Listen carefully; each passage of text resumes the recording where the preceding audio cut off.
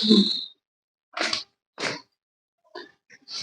Friend, good evening. Welcome to my channel home science by Kanaujia ma'am. Channel में आपका स्वागत है। अगर आप मेरे चैनल पर नए हैं तो चैनल को सब्सक्राइब, लाइक एंड शेयर करना ना भूलें।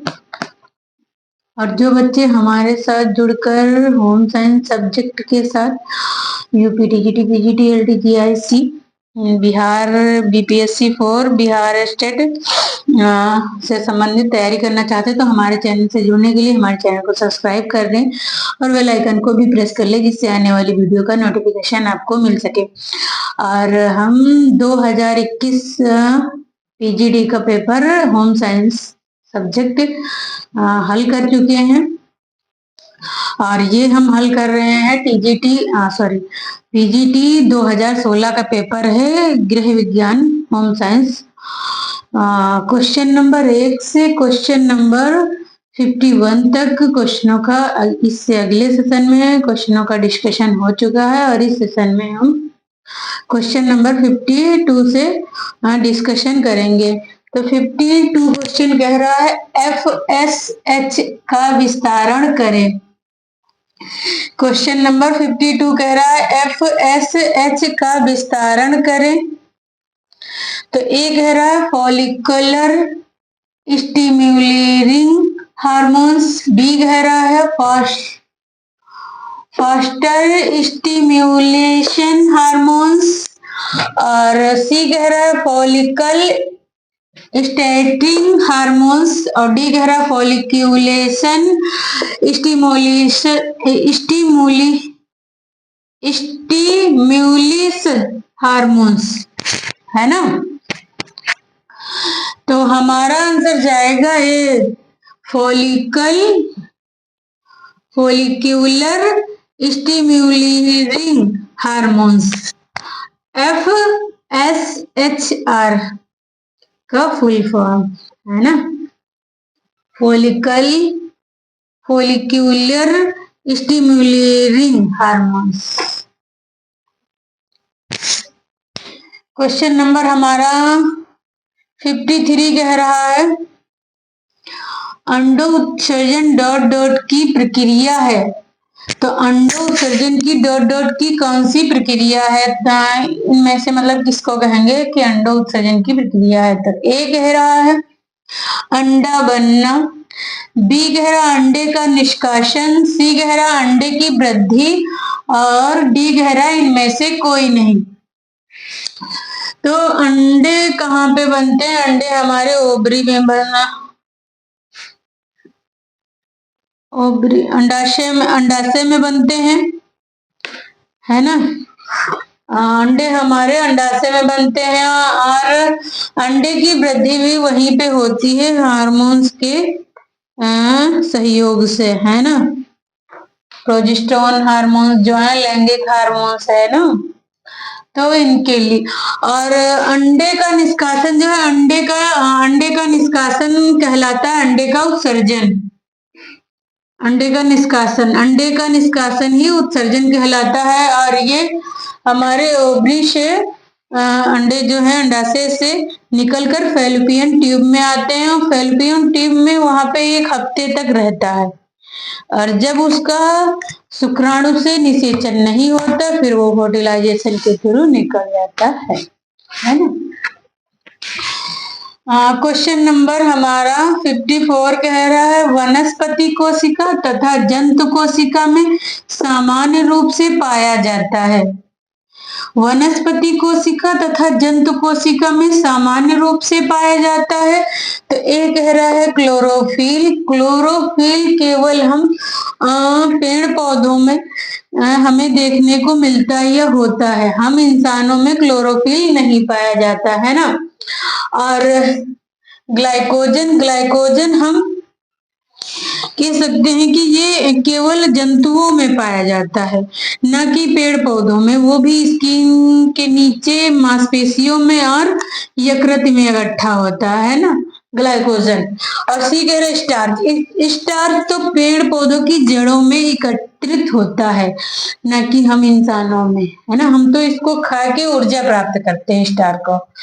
और डी कह रहा है केंद्र तथा जीव द्रव। तो हमारा आंसर जाएगा डी, केंद्र तथा जीव द्रव कोशिका में, जंतु कोशिका में और वनस्पति कोशिका में, दोनों में पाया जाता है केंद्रक और जीव द्रव, है ना। क्वेश्चन नंबर 55 कह रहा है डॉट डॉट अंतरकोशीय पाचन प्रणाली उपलब्ध कराता है। तो ऐसा कौन सा आंतरिक अंग है ना, ये समझ लो, हाँ अंग ही है, कोशिका के अंग है। तो इनमें से मतलब कौन सा है जो कोश आंतरिक पाचन कहलाता है ना। जो हम खाते हैं वो जो भी हमें ऊर्जा मिलती है, हम सब ऊर्जा जो है ग्लूकोजन के रूप में ही हमें प्राप्त होती है और फिर उसका भी पाचन होता है। तो इस पाचन प्रणाली के लिए कौन जिम्मेदार होता है? तो एक कह रहा है राइबोसोम्स। राइबोसोम्स में तो प्रोटीन का पाचन होता है, प्रोटीन यहाँ पाया जाता है, ये प्रोटीन के लिए होता है। गोल्जी का है, गोल्जी का है तो ये ट्रैफिक पुलिस की तरह कोशिका में काम करता है। और सी कह रहा है लाइसोसोम्स। तो हमारा आंसर जाएगा लाइसोसोम्स, है ना। लाइसोसोम्स जो है अंतरकोशीय पाचन प्रणाली उपलब्ध कराता है और यही इसको ही कोशिका का बम विस्फोटक कहते हैं और इसको कोशिका का बम विस्फोटक कहते हैं। और प्लस ये अगर कोशिका में कोई भी गड़बड़ी होता तो ये सबसे पहले अपने आप को खत्म करता, और ये खत्म होता तो इसके आसपास के जो अंग होते वो भी खत्म हो जाते हैं ना। और डी कह रहा है तो हमारा आंसर तो राइबोसोम्स जाएगा, है ना, सी। क्वेश्चन नंबर 56 कह रहा है एटीपी का विस्तारण करें। तो एटीपी का विस्तारण करें। तो ए कह रहा है एडिनोसिन ट्राइफॉस्फेट, बी कह रहा है आर्जिनिन टेट्राफॉस्फेट, सी कह रहा है एडिनोसिन टेट्राफॉस्फेट, डी कह रहा है आर्जिनिन ट्राइफॉस्फेट। तो हमारा आंसर जाएगा एटीपी का फुल फॉर्म होता है adenosine triphosphate, adenosine triphosphate. Question number 57 कह रहा है अंडे की सबसे बाहरी परत क्या है? तो अंडे की बाहरी परत क्या है?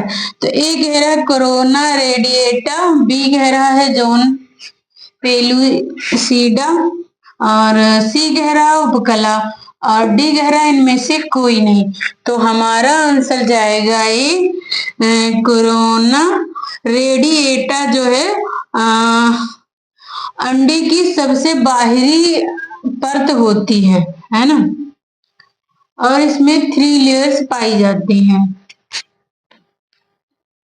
58 क्वेश्चन कह रहा है डॉट डॉट एक संयोजक ऊतक है। तो एक संयोजक ऊतक कौन सा है? तो एक कह रहा है अमाशय, अमाशय तो एक अंग है ना। कार्डियक ऊतक, तो कार्डियक से मतलब होता है कि हृदय।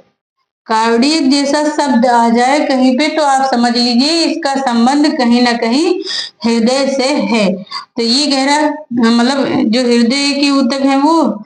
और सी कह रहा है रक्त और डी कह रहा है इनमें से कोई नहीं। तो हमारा आंसर जाएगा रक्त, सी। डॉट डॉट एक संयोजी ऊतक है। तो संयोजी ऊतक या कनेक्टिव टिश्यूज हमारा जो है रक्त है। रक्त में हीम प्लस ग्लोब्यूल प्रोटीन होता है और आयरन होता है, तब दोनों मिलकर रक्त का निर्माण करते हैं।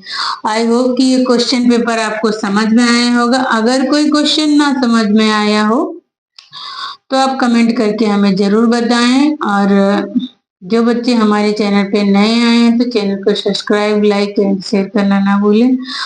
और जो बच्चे हमारे साथ जुड़कर UP TGT, PGT, LTG, IC BPSC 4 Bihar state की होम साइंस सब्जेक्ट के साथ तैयारी करना चाहते हैं, वो हमारे चैनल से जुड़ने के लिए हमारे चैनल को सब्सक्राइब कर लें और बेल आइकन को भी प्रेस कर लें, जिससे आने वाली वीडियो का नोटिफिकेशन आपको मिल सके।